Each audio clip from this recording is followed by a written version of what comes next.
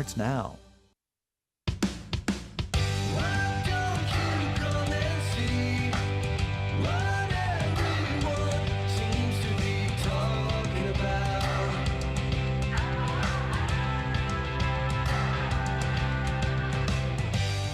Well, good to have you with us on Take Two with Jerry and Debbie and you on EWTN Radio. First show of the week. It is the Feast of St. Maximilian Kolbe.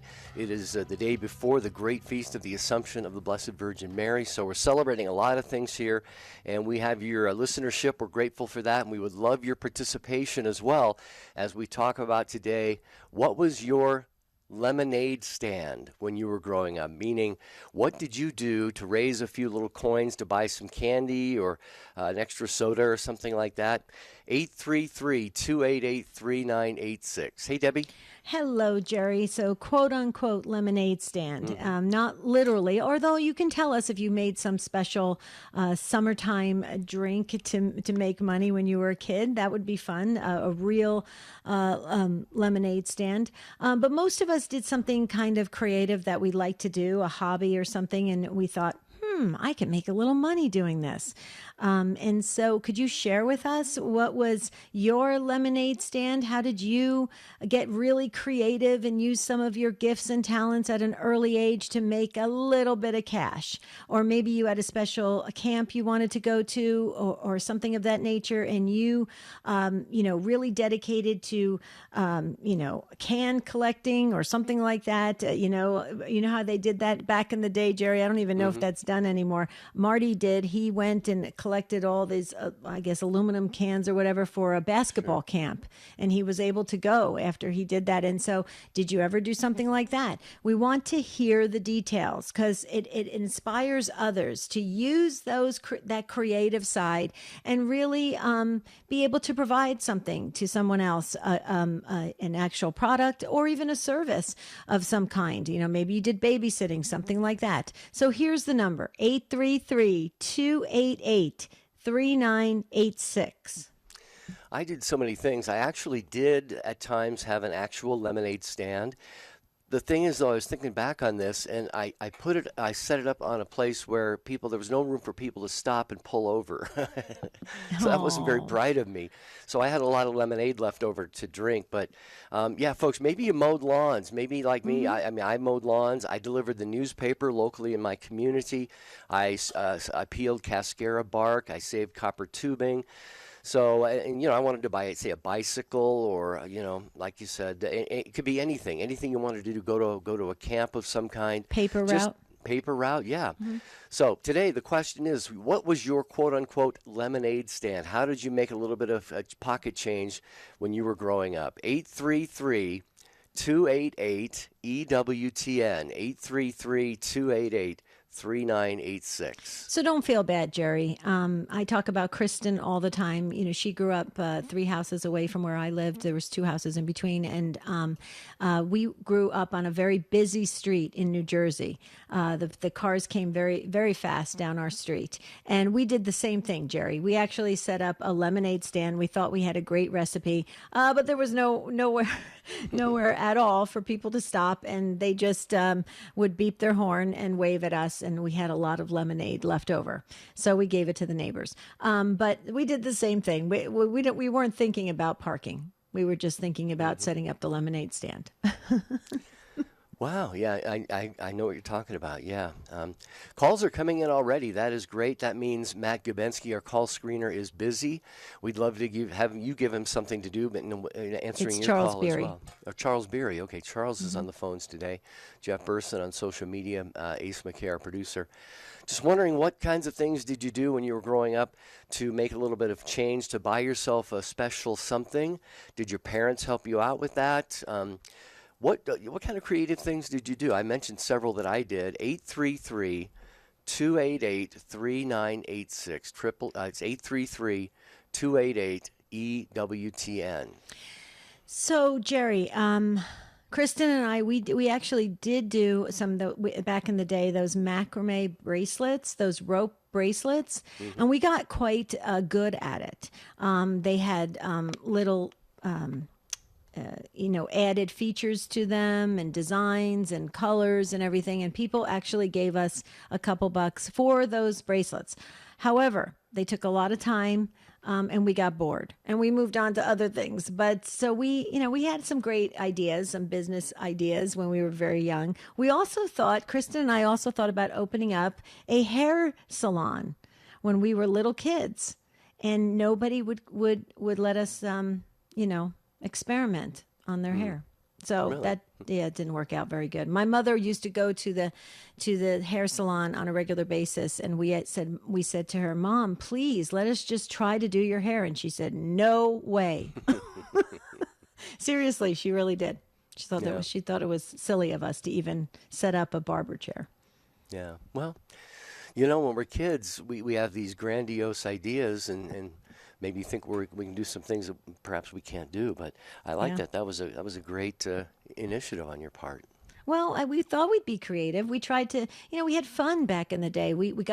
That's the thing that I think we're missing in this day and age. We are constantly entertained. Would you agree with this, Jerry? We're constantly entertained by our gadgets rather than using our creative juices to really explore and do fun things. Remember, we used to build, forts outside, and we used to go down into the basement of my home in New Jersey, and we built a whole apartment downstairs with pillows and cushions and all sorts of things. And did you ever do that? Yeah. And sheets, we'd hang sheets from the ceiling and separate rooms like it was an apartment. Mm-hmm. Very nice. Yeah, I'll bet you had a lot of fun doing that. We did. That's back in the day, the good old days, we The call good it. old days.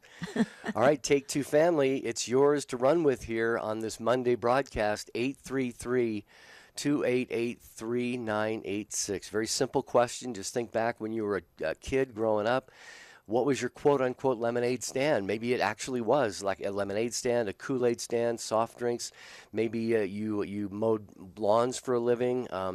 Maybe you delivered papers. What were the things that you did that helped you have a little bit of change in your pocket? Maybe you got an allowance, but you also wanted to augment that a little bit with some extra coins, and so you took the initiative and did some kind of an entrepreneurial endeavor or project. 833-288-3986. I love that Ace McKay said this. This is so sweet. He said, "I sold bubble gum for $0.25 a piece to have arcade money." That's very ingenious. I love that. I love bubble gum. I would have bought it from him. So okay, we need you to call in now and tell us your lemonade stand. Okay, come on, you guys. It's a Take Two family. Let's go. 833-288-3986.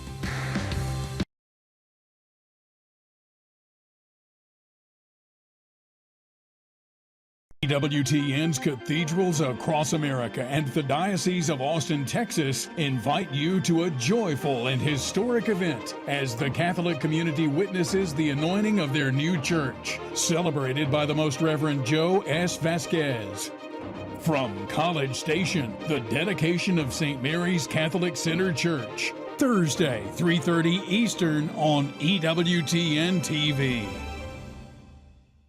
Stand Tall is now offering advanced group coaching sessions with master coaches highly trained in life skills. Visit standtalltoday.com and register for one of our upcoming group coaching events. These virtual opportunities are designed to take you to the next level of life in your relationships, career, faith walk, and so much more. Space is limited, so hurry to standtalltoday.com. That's standtalltoday.com. Saints Alive is a radio theater podcast for kids that tells the story of the saints, filled with adventure, heroism, virtue, and humor. You can hear Saints Alive as well as faith-filled podcasts from our friends and affiliates across the nation, all in one place, all free at EWTN Podcast Central. Visit EWTNradio.net/podcasts today.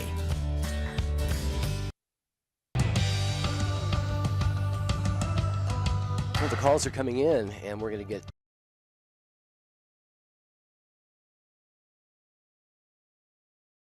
and you.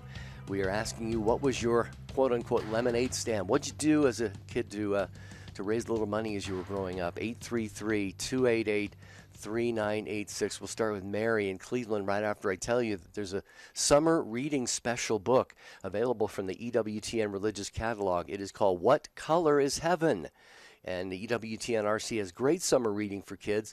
What Color is Heaven? It's a scriptural picture book that's visually stunning, revealing brilliant colors found in the Bible. And it's one of many great summer reading suggestions for kids from EWTN Religious Catalog. For more information, just visit EWTNRC.com today. Okay, so you don't have to be Catholic to call into this show. We are a live call-in show, a safe platform for all of us to come together and share our experiences of life.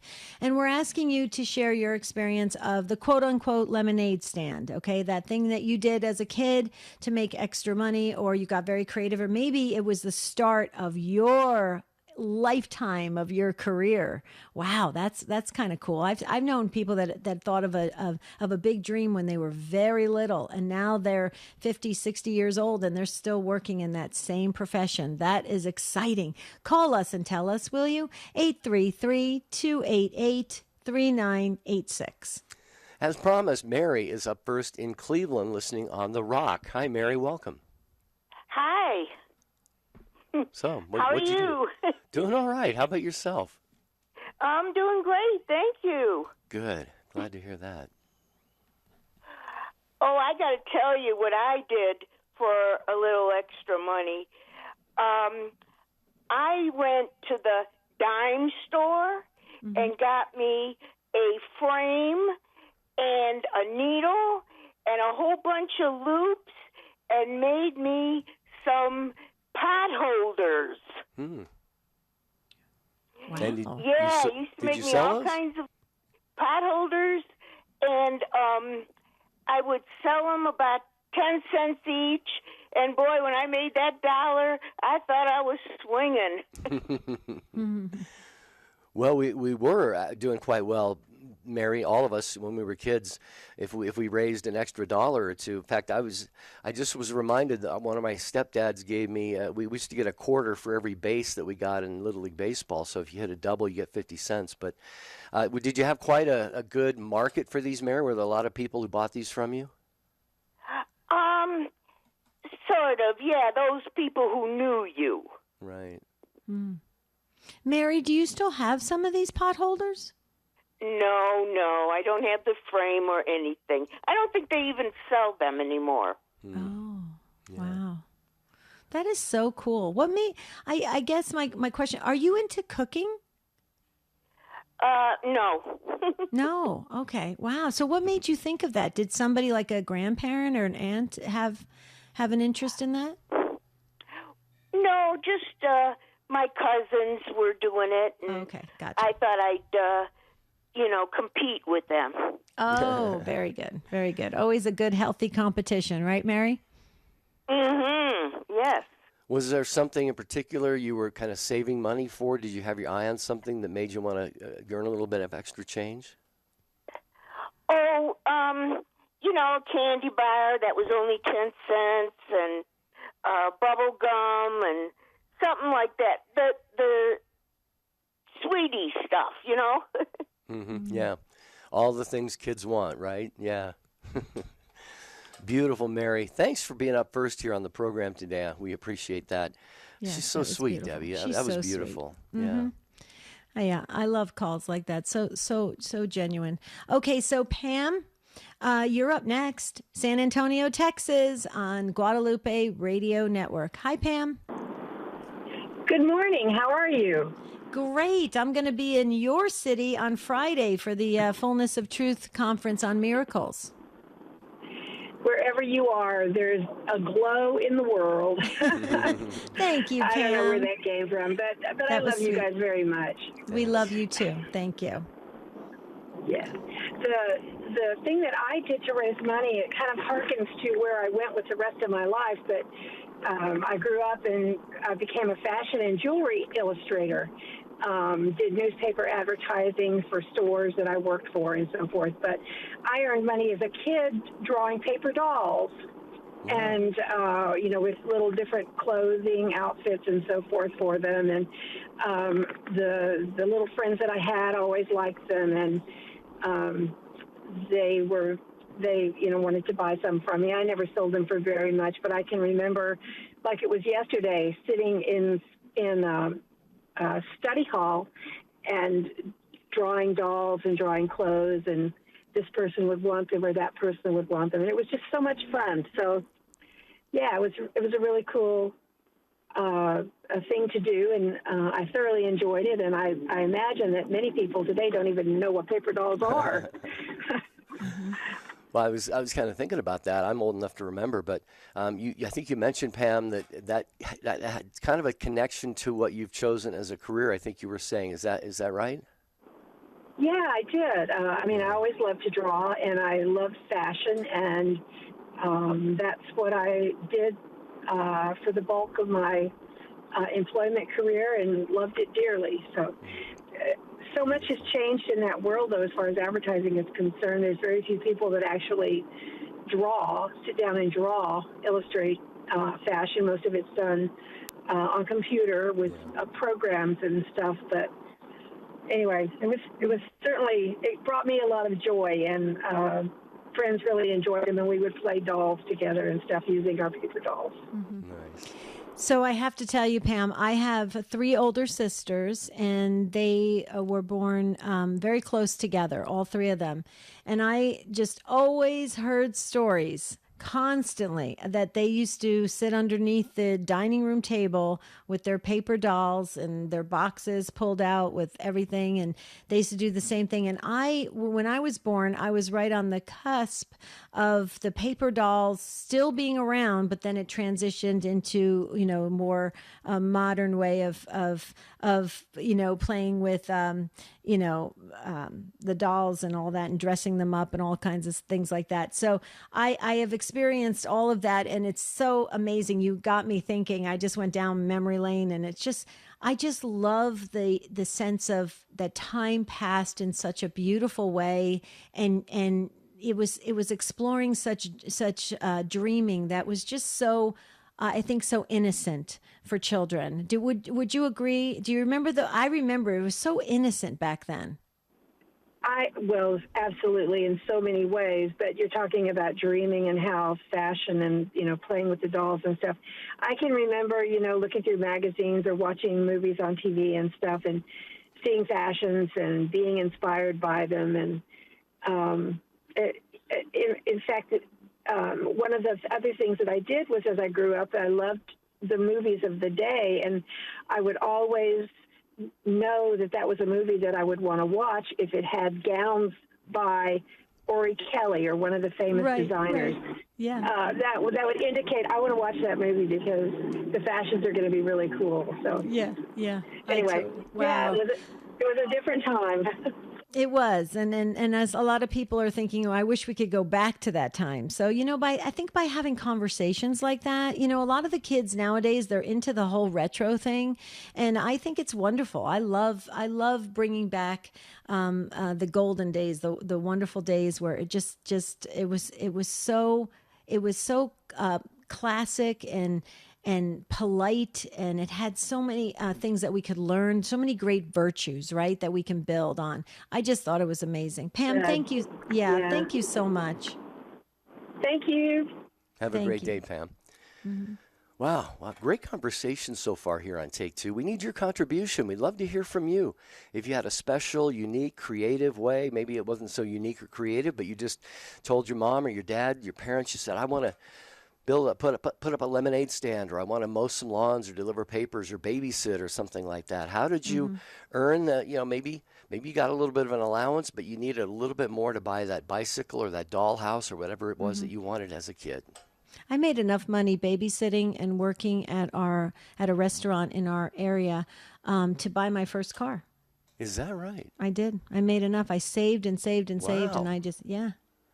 And then I bought the car without even telling my parents. I told them, after I bought the car, they said, how did you know how to do that? I said, the guy was really nice. He helped me. and my dad said, can I check it out at least? And I said, yeah, Dad, go ahead. And then they said, yeah, you did a good thing. It was smart. Nice. Well, here's how you get involved in the conversation a number of different ways. You call 833-288-3986. You email take2@EWTN.com.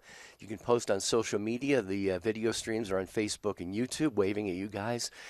So do make that call right now. Tell us how you made money as a kid. 833-288-3986. Let me just clarify something, folks. I was very young. I was a teenager. I only made a verbal deal with the person that was selling the car. Obviously, my parents had to go back and help me with everything and sign everything and do everything. But I don't recommend that. Always get permission before you negotiate any deals for cars with your parents. Always bring your parents in. And I mentioned San Antonio in the fullness of truth, Jerry. I just wanted to say for folks, there's still time to register. It's this weekend, and it's in San Antonio. It's Miracles Do Happen. There's a huge list of speakers. Adam Bly's going to be there, Father Carlos Martins, and others. It's going to be amazing. Edward Shree. It's just amazing. Miracles Do Happen. You can register at fullnessoftruth.org, and it's in San Antonio this weekend. So I will not be on the show on Friday. I will be flying to San Antonio. Wow. I know you've been looking forward to this. You've been talking about it for a long time. Very much. Well, I get to speak on Blessed Carlo Acutis. Yeah, wow, fantastic. Yeah, very exciting. Okay, Brian, first-time caller in San Angelo, Texas, is listening on Guadalupe Radio Network. Hello, Brian. Hello there. Good morning. Good morning. The screener, Matt, said it was okay to tell you all this. I had a little stand, and my dad helped me make a sign. It said, "A swift kick in the butt, $1." That was my dad's idea. Did anyone pay for this, Brian? Business was terrible. I don't understand because everybody I knew needed what I was selling. Well, you're probably right about that. We could all use a little bit of awakening, wake-up call of some kind. But I'm not surprised, Debbie, that business was slow. Yeah. Yeah, I certainly wouldn't be paying $1 for that, Brian. But I appreciate your messaging. I think your messaging can say a lot because, Jerry and I were both life coaches. And, sometimes we do need that little, kind of shot in the arm or that inspiration or that wake-up call, right? And to really get us back on track and to get us to start being aware of things and living life. So, I appreciate your creative side, but it's probably no shock that nobody took you up on that. Plus $1 is a lot of money, I think, for people to stop it, right? Yeah, make it for $0.25, Brian. You would have gotten more business. Thanks, Brian, for joining us. Thanks, Brian. Here. That was sweet. Appreciate that. Let's go to Deborah, also another first-time caller in Valdosta, Georgia, listening on Sirius XM 130. Welcome, Deborah. Hi, thank you. I just wanted to mention, I think it's, you can be an entrepreneur when you're a young boy, young child, young girl. You can go to that neighbor's house and say, what do you need help doing? I need money. I want to work for you. And I'm saying this because I grew up on a farm in South Georgia. My earliest job was walking behind a tobacco harvester, picking up the leaves that people might drop as they harvested the tobacco. From there, I went to hanging in the barn, putting the sticks into the barn, and later to stringing. But that was the way that I paid for all of my 4-H camps and also how I bought my school clothes. So I really encourage parents to say, go to your neighbors and say, what do you need me to do? Tell those kids to get out and say, I want to work. What can I do to help you? And I think it's a good way to instill an entrepreneurial attitude in those children. I'm still an entrepreneur. I live on the farm that I grew up on, and I'm still farming. Wow, beautiful. Praise God. I'm hanging up here because I'm so uncomfortable with it. Okay, Deborah. You're wonderful, Deborah. Yeah. I just have to say that I agree with Deborah, and it's a bit shocking to me that people aren't doing that. Young kids aren't doing that because we have so many folks that are living alone these days in their homes, and they could use some help with, trimming or picking up weeds or mowing grass or doing something or it's unfortunate. In our neighborhood, Jerry, Marty had hurt his back. And he asked the neighbor kids, teenage boys, if they would just help this one time pick up weeds because we have an HOA. We live in an HOA, homeowners association. And the boys said, sure, Mr. Giorgiani, no problem. And the next thing we know, the dad was down at our house picking up the weeds. Yeah. And the boys didn't? They were there, but the dad did all the work. Huh. Yeah. And so it was so awkward. Because obviously we weren't going to pay the dad, so it was just strange. The whole thing was. So I would hope that kids could do that. Go back out and see. Do you need help? And I think people are most willing to help kids out in that way. Let them actually earn it. I don't know that a lot of kids do that in these days. I'd love to hear from parents to see if your kids are still, doing creative things to raise a little bit of pocket change. Call us up on this topic today, 833-288-3986.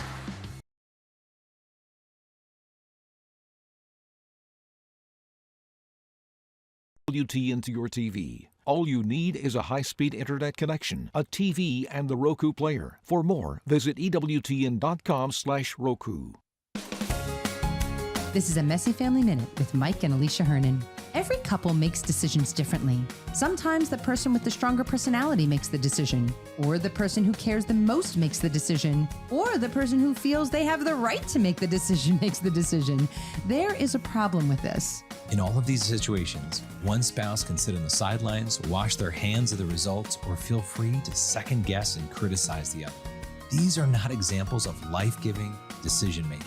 Joint decision means just that, deciding jointly after discussion, prayer, or simple agreement. But the most important part is that you agree as a couple to share the responsibility for that decision, because mutual decision means mutual responsibility. When you both agree to bear the responsibility for the decision, both of you assume the risk. That is the type of unity that Christ challenges married couples to strive for. To listen to our podcast on parenting as a team, visit us at messyfamilyminute.org. This is Jerry Usher. If you missed part of today's show, catch the encore tonight at midnight Eastern or anytime at EWTN Podcast Central. Visit us at EWTN.com/radio/podcasts. Cresta in the afternoon. Beloved and blessed. The Catholic Cafe. Scripture and tradition.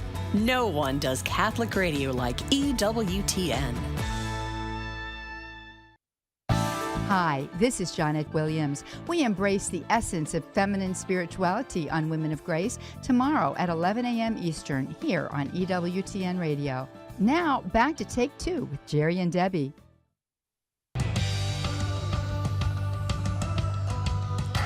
We are so glad you're with us. We're going to get to your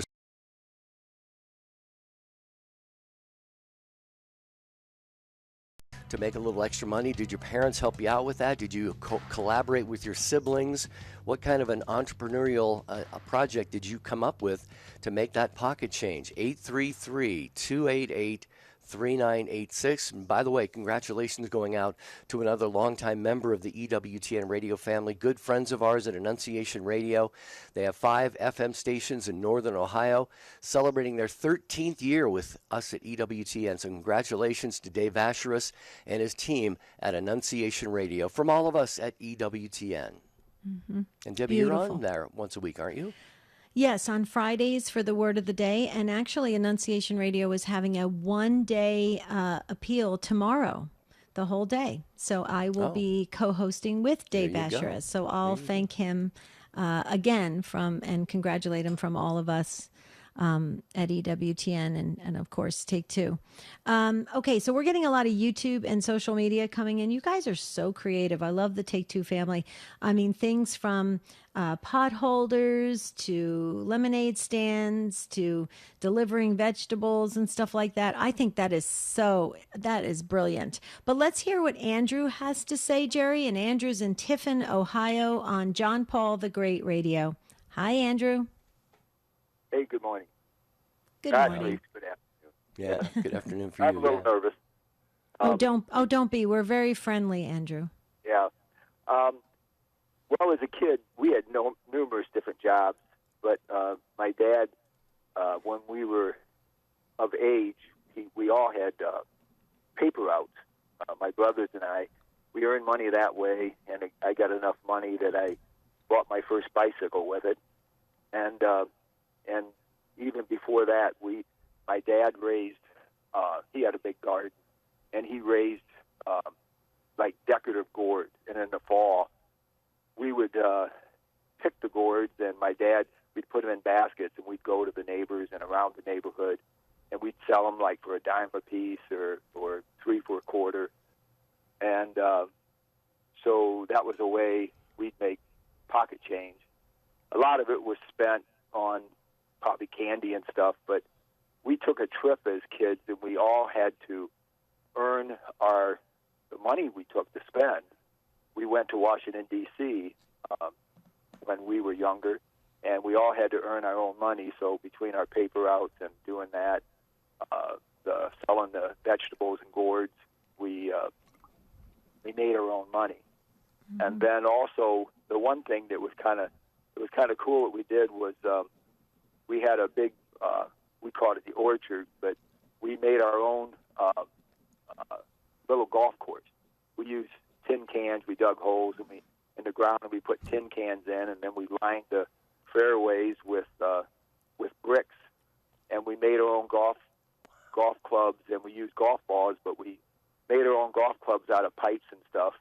And the neighbor kids would come down, and we would have sell like 9 holes for a nickel, or they could golf 18 for a dime, and so that's what we did. It was fun. I think back to those days, and it was a lot of fun to do. And we had a big neighborhood full of kids, and it's a lot different than it is today. Oh yeah. Well, Andrew, you started off this call saying that you were a little nervous, and then as you started going down memory lane, you can hear the energy in your voice and the excitement, and how much you appreciate those times that you spent being creative, especially with the golf course. I think that is brilliant. Mm-hmm. But Andrew, it's interesting what you just said. As you were talking about all of this creativity in action, I'm thinking to myself, this has to have helped you in your adult years. Am I correct? I mean, these things that you did as a kid, have they been a benefit to you? Especially the paper route. It taught the man who was the manager. He taught us a lot. Taught us how to count on money, how to keep track of different things. We had responsibility that we had to get the papers there on time. I mean, we pulled a wagon around on Sundays and had, 120 customers. And when it rained, once in a while, my dad would take us, but we had tarps on the wagons, and we had to do it ourselves. Sure. So we learned, and it taught you, that you had to, you were on your own, but my dad was always there to help us if we needed help. Right. But yeah. Right. But your dad didn't do the route for you, right? You guys did it. No, we pulled the wagons, and if it was really bad in the wintertime, he would sometimes take us around, or if we had somewhere to go during the day, because it usually took us a couple hours, 2.5, maybe 3 hours to do the route, and so if we had to go somewhere, he would maybe take us around, and my brothers, we would go get out of the car and deliver the papers that way. But we did it on our own. Mm-hmm. Andrew, you are bringing up many memories of mine. My very first job was a paper route. I actually got a job at a grocery store starting when I was 12, all the way through high school. So I kind of stopped doing the little onesie twosie fundraiser things for myself. But I just remember, so many things that I think I benefited from doing, especially the paper route. Because it requires discipline. You have to be on the job when you're supposed to be there. People want their newspapers. And I remember Sunday, it was in the morning. Weekdays, it was in the afternoon, but Sundays, it was in the morning. And my mother would wake me up probably about 4:30 in the morning. and we would go out and do that. So it really does teach you things that are valuable in life, and in addition to making that little bit of extra coin, So you've really jogged some memories for me today, Andrew. Well, this was when I heard the subject, I thought I wanted to call in just to to kind of relive some of the memories. Mm-hmm. Absolutely. Andrew, I have to just share. It sounds like you had a really good and cool dad. Did you? Yeah, he was. I mean, he worked a lot, and they sent us to Catholic school, and but we had to, earn our own because, it was hard for him, and there was 8 of us, so. Oh wow.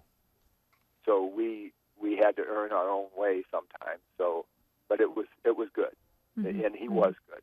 He was a good man. Oh, he's no longer with us. He met the Lord already. No, yeah. Yep. Okay. Well, you're blessed. You're blessed. You have great memories of your father. That's wonderful. And 8 children. Wow. Where do you rank, out of curiosity? Where do you rank in the family? Third youngest. Third youngest. Okay. Good deal. Very good. Thank you, Andrew. Please call us again. Thank you so much. That was a great call. 8 children. Wow. Yeah. That's a lot of lemonade stands. It's a lot of mouths to feed, and that's amazing blessings. I mean, I love big families. I came from a big family. You came from a big family. Marty came from a big family. We love big families. They're just beautiful. Okay, let's hear what Dan has to say. First-time caller in Springfield, Massachusetts, listening on our friends at the Station of the Cross. Hi, Dan. Hello. Welcome. Can you hear me okay? Just fine. Yep. Great. I'm going to try to talk fast because I'm on a cell phone and I'm watching the battery level go down. But the previous caller, the paper route thing is how actually I started. Started with the local newspaper, which only was printed twice a week. And that wasn't enough for me. So I moved up from that. I took on the Grit magazine. I don't know if any of you are familiar with that. I did the Grit magazine, and then I moved up to the top of the line, the TV Guide, and earned quite a bit of money, and I used it, 90% of it was used to buy the clothing that I wanted when I was still in elementary school, junior high, whatever. And my parents did help, because they fed me, provided me with a place to live. And my transportation was a bicycle, which I got for Christmas. So it helped me, and I enjoyed it, and I learned quickly how to manage money. Yeah, there you go. Yeah, manage money, yeah. Another thing that you learn. Yeah, amazing. Wow. I love that. Where did you grow up, Dan? You didn't grow up in Springfield, did you? No, you caught that pretty quick. I don't sound like I'm from No, I grew up right outside of Durham, North Carolina. Okay. Beautiful Southern accent you have, sir. That is awesome. Wow. As you got to talking, I just have to share something. I think Jerry can relate to this. Jerry, I grew up in a big family, Dan, and in your call, and then Andrew before you, sharing about how parents kind of stepped in. My parents never stepped in. Never. I mean, when we used to tackle these things, they're like, good luck, find your way, figure out how to get to the store, get the supplies, good luck. Tell us how you did. So something was wrong in our family. My parents never got involved. You're very blessed, Dan. Well, I was number one. So they got, after the third one, they probably got tired and told the others, hey, do it on your own. That's right. Yeah, you're right, Dan. That's it. That's the problem. I was number one out of 4. Okay. Wow. Well, Dan, for those who aren't familiar with it, which includes me, what is or was Grit magazine? I had not heard of it before. It was almost, it's hard to say, it was almost like a small almanac. But it's there is now on TV, there is a Grit channel, which mostly runs old Westerns. And but you can Google it. It's still in existence. I don't think it's even put out as a publication anymore. I think it's an online thing or something like that. But it was a little magazine that would put out years ago, and it was quite popular. And so I was doing the newspaper, which only printed twice a week, and the Grit and the TV Guide. And luckily I lived in an area that had several mobile home parks close together. So that was almost a captive audience. Yeah. Did you grow up did you grow up to be a salesman, Dan?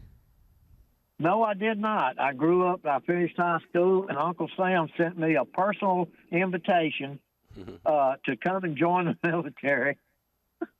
And I served my time during Vietnam. I was called for Vietnam, but I didn't have to go at the last minute. And then I came back home, went to community college, became a paramedic, went to work in construction, became a safety engineer, and then I moved on to procurement manager and purchasing. And then I retired, and I'm living as best of the retired life as I can right now. Wow.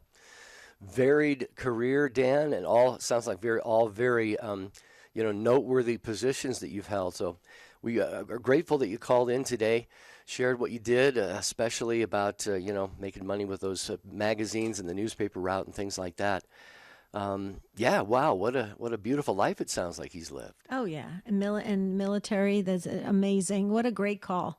Thank you so much, Dan. That was wonderful. Call us again, because you were a first-time caller. Never again. That was it. Now you got to be a regular caller to take two. Okay, Pam said on YouTube, "Hi Pam, we're waving to you. I made and sold those weaved hot pads." I remember those vividly. Although they were great. I still have one actually for pots, and I pushed and mowed lawns, yards with a little blade mower. Oh, that's difficult to do, Pam. It was fun. Well, I don't know how much fun it is. In New Jersey, the blades of grass are very thick, and you could only get like a couple feet, and you were just tired, like exhausted. It was unbelievable. So Pam, it sounds like fun, but sounds like a lot of hard work too. Mm-hmm. Colin says, "I used to jump on a vegetable van delivering potatoes and other produce. Got about 2 pounds at the end of the night. I then pumped gas when I was 15. I got $1.50 an hour." Colin, we were in about the same position. I got $1.75 an hour when I started my job at that grocery store when I was 12. Carlos says, "My dad has a remodeling business and would take me to work in the summers when I was little." Excuse me. "I've learned so much. I'm so thankful to him because now I'm remodeling my own home and saving so much money." That's from Carlos on YouTube. Very nice. Very nice. Okay, let's hear what Chris has to say. Jerry in Hudson, Massachusetts, listening on Sirius XM 130. Hi, Chris. Welcome. Hi, Debbie. Hi, Jerry. I'm calling. This is my second time calling. And mine did start off with a lemonade stand, and it evolved into living on a lake. It evolved into selling night crawlers, earthworms, to fishing enthusiasts. Nice. And I used to paint my own signs. I was selling them for 30 cents a dozen at the beginning. And I can remember many times getting knocks at the door on a Saturday morning, having to get them, go out to the side to get them out of the wooden crate I had them in. And then I upped it to, eventually, over the years, it went up to 75 cents a dozen, slowly. Then another thing I did was my brothers used to deliver the newspaper. So I created my own newspaper of news that was in the local neighborhood. And I called it the Lakeside News. And I would go door to door. And the thing was, I was typing it by hand. So if I typed up 3 papers, I had to tape every single page. There was no such thing as carbon copies in my day. So I would type them all up by hand and carry them door to door and say, "Would you like to buy a paper for 10 cents?" And people would buy just to read what was happening in the neighborhood, just local stuff. And what I was going to mention is also my dad worked for IBM. And my brothers used to get the IBM cards. I don't know if you're familiar with those look like from the ages ago, but they would fold the tips and staple them, and then they would take all the cards and make them into a circular pattern with a paper plate, and they would spray paint them either gold or red and sell them as wreaths from door to door in the wintertime. Wow! But those are the kind of things that that was just the fun stuff that we used to do in our neighborhood over the years. And I just wanted to share that. But my favorite, my claim to fame was the Nightcrawler one. Right. And Sounds like but I did that for a number of years until my back started bothering me as a kid, and it's like, well, I can't keep doing this. Yeah. And we actually raised a baby. Sorry, go ahead. I'm sorry, you had to dig up the worms, correct? Yes, you go out at night after it rains with a flashlight, and you go trying to get them, And I used to have to get permission of people's yards to use, because my yard eventually ran out of worms. So I had to take them from other people's yards, asking if it was okay. And I built in their backyard with a flashlight and a bucket, trying to catch them, and before they go back into the ground. Yeah. But yeah, it was a lot of fun. And the last year I had them, I was at 75 cents a dozen, and my mom and I raised a baby robin and fed it worms from my bucket, basically my crate. And the bird eventually got strong enough and was independent enough that he finally eventually flew away. So we actually were able to raise a robin and set him free. And he visited us a couple times. And we knew it was him. He'd show back up in the yard, and then he flew away again. But yeah, that's our story. And then, like I said, I hung up the earthworms to go actually deliver the newspaper. Right. So Chris, as you were speaking, a lot of the Take Two family members in our ministry team were sending in messages saying that this is a pretty amazing call, and one of the messages came in saying this caller is a good hard worker. You sure are. That's amazing. But I have to tell you, we always kind of joke around here on Take Two because we like to keep everybody a part of the family and just have a sense of humor and really inspire others and encourage others. And so we have this thing called like virtual awards. Well, I want to give you a virtual award today for this story, because I think having to type that local newsletter was absolutely incredible. I mean, did you go into that line of work? Like, are you a journalist? Are you a teacher? Do you do anything like that? Because that's amazing for you to think of that at a young age, to keep all of the neighbors aware of what was going on in the neighborhood, and then to type that out for each neighbor. I think that is amazing. I really wish I had a copy of that, because I gave them all away. And I mean, I started off making, I think the first time I went out in circulation, there were 5 of them. And after a while, I'm like, I can't keep typing this. Not, 2 papers now, not a single paper is the same, as, even though I've typed the same story. But I got down to where I was only making 3. And people would be looking forward to seeing it. I only did it probably maybe 5 times over the course of the summer. But it was just a fun thing to do. And, I mean, it was simple stories like, so-and-so's dog, got lost, and they found him on another street, stuff like that. It was just little kid stuff. Yeah. But it made the news in my version, yeah. No, that's fantastic, Chris. You have a lifetime, it sounds like, of thinking outside the box, and that is really that is beautiful. I'm sure that it's all served you well as you've grown up and had whatever career you had. Yeah. And you've got a big heart, Chris. You were helping others with fishing and the bird, and then keeping your neighbors aware. So it sounds like you're really big on being a help to others. The biggest challenge was back in the day was having to cut open cans, because there weren't a lot of cans around, and having to cut the tops off to use them as cans for bait, like Campbell soup cans and stuff like that. So, had to collect them all and take the labels off. But it was a lot of fun. I really enjoyed it. And like I said, that was my lifestyle growing up on a lake. Beautiful. Yeah. Well, Chris, like all of the other callers, we're hearing in your voice this reminiscing and beautiful, it sounds like really great memories for you. So thanks for sharing them with us here on the show today. Appreciate that very, very much.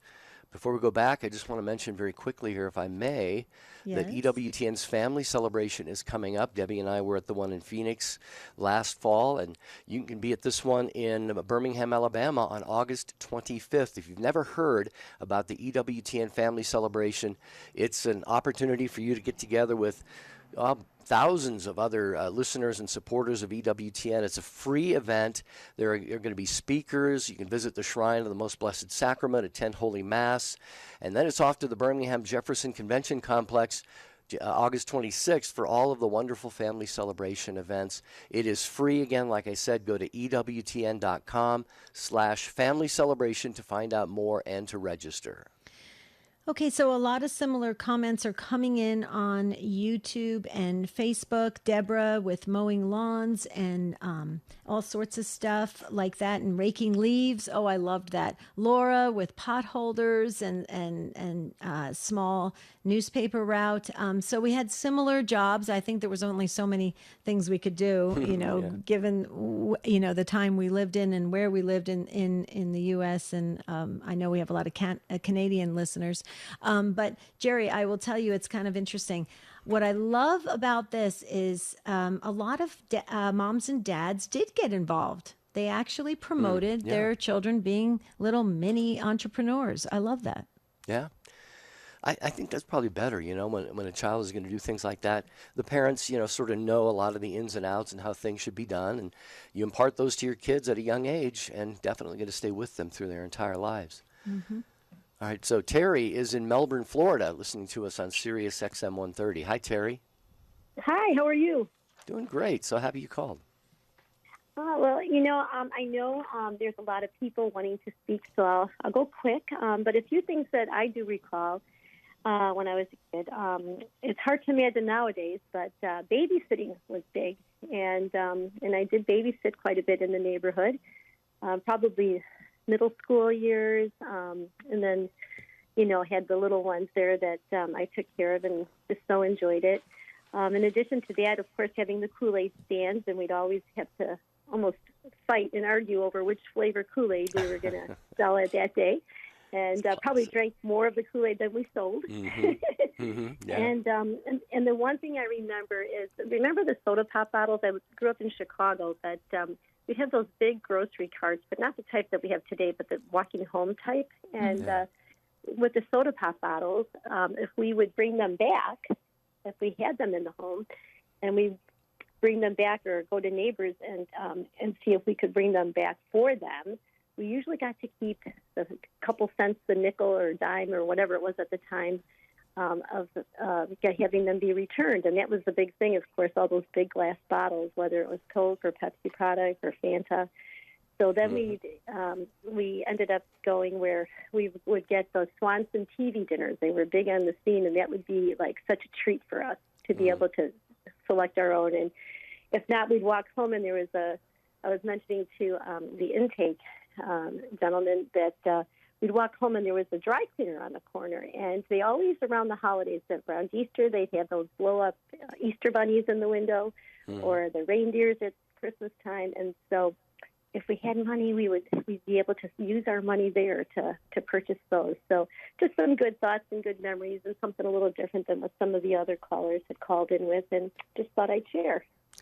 Well, Terry, we're glad that you did, and like some previous callers, you were very creative. You thought you had a lot of ideas. We talk about sort of the quote unquote lemonade stand, and maybe doing one particular thing to raise a little pocket change when you're growing up. But it sounds like you you had just a lot of different, very creative ideas, and and you also had a purpose for doing that. The things you wanted to focus your financial gain on. So that was very, very beautiful. Mm-hmm.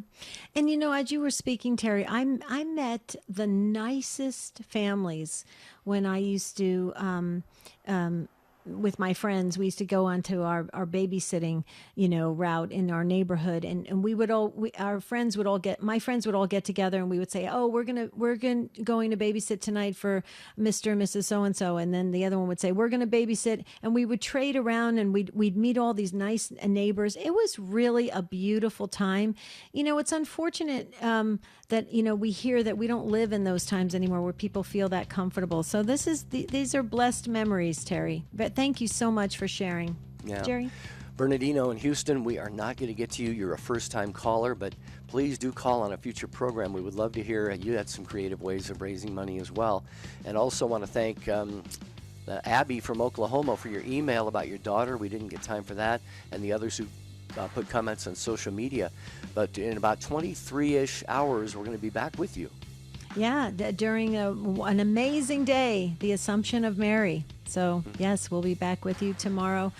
So please, folks, keep the conversation going, and you can email us at take2@ewtn.com. Until tomorrow, have a beautiful and blessed day. And we ask St. Joseph, please pray for us.